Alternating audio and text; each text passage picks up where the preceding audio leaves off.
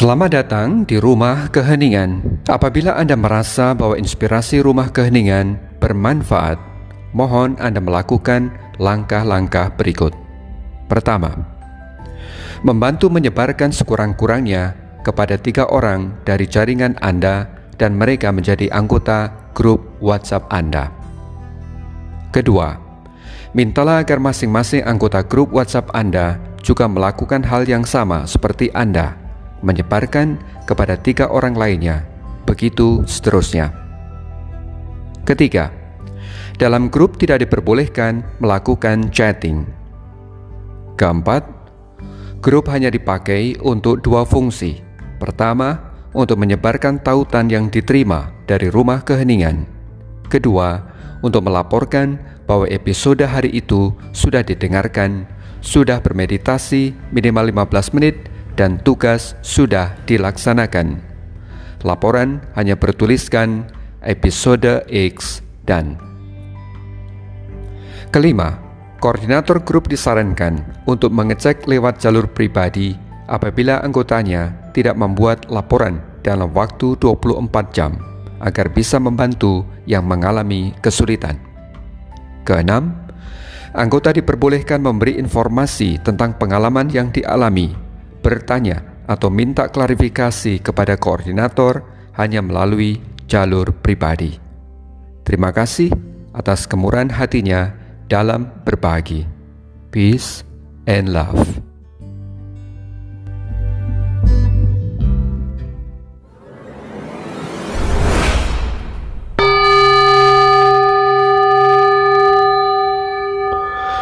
Selamat datang di Rumah Keheningan. Interstisi 4, manusia makhluk interbeing. Segala sesuatu termasuk hidup kita berada selalu dalam keterhubungan dan saling mempengaruhi. Tidak ada satupun fenomena yang soliter yang bisa hidup sendirian tanpa bergantung satu dengan yang lain. Ilmu pengetahuan menemukan bahwa DNA kita sebagai manusia hanyalah 10%. Sebanyak 90% elemen yang membentuk tubuh kita berasal dari elemen-elemen yang bukan manusia. Begitulah temuan Lewis Thomas, seorang pakar biologi yang hidup tahun 1913 sampai 1993. Berikut penjelasannya lebih jauh. Setiap atom dalam tubuh kita berusia miliaran tahun. Hidrogen, elemen yang paling banyak kita jumpai di alam semesta dan juga dalam tubuh kita, dihasilkan oleh dentuman besar 13,7 miliar tahun lalu.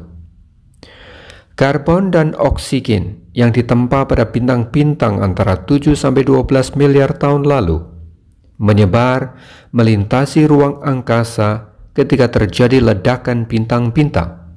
Itu artinya komponen tubuh Anda berusia sangat kuno. Anda adalah debunya bintang-bintang.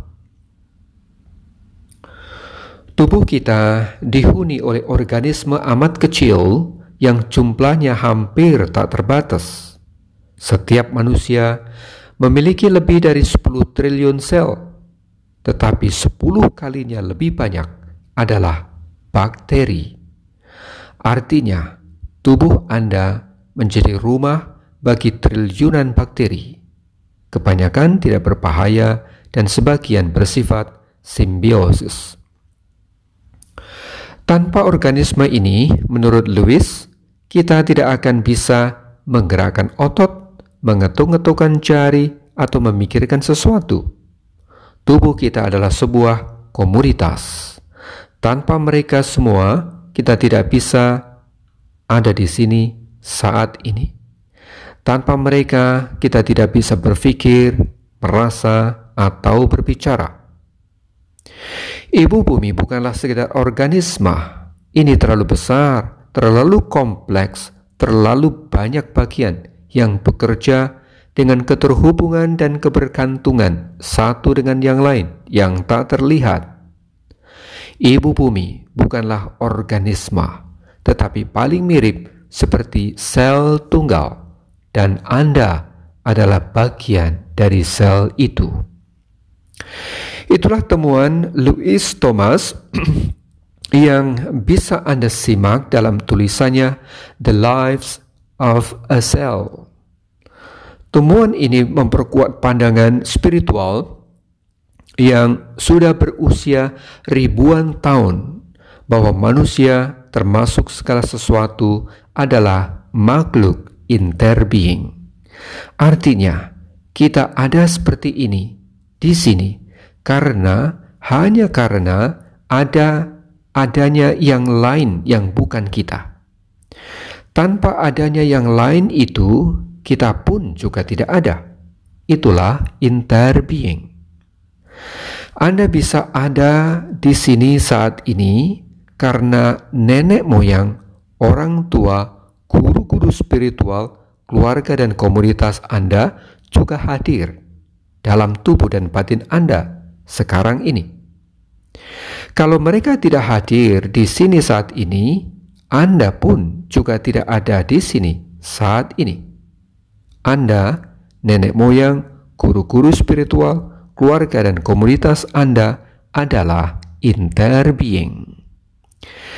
Kita banyak menderita bukan karena kejadian-kejadian tidak enak yang menimpa kita, tetapi pertama-tama karena ego atau keakuan kita masih kuat bercokol.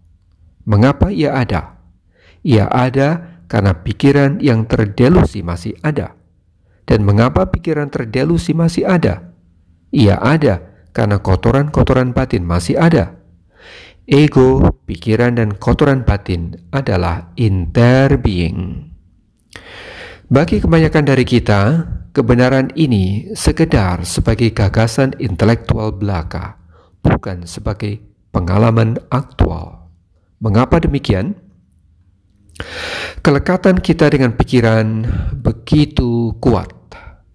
Pikiran kitalah yang memilah-milah dan memotong keseluruhan menjadi bagian-bagian yang terpisah dan tidak berhubungan.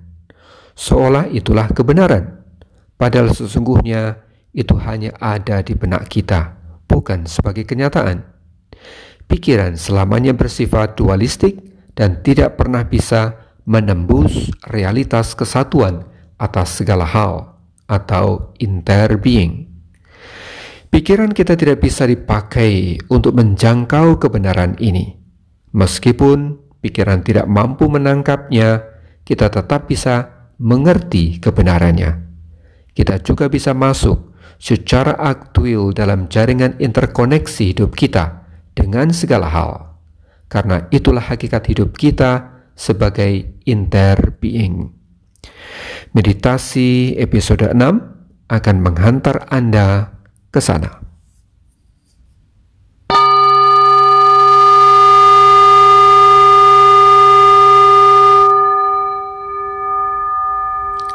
Peace and blessings.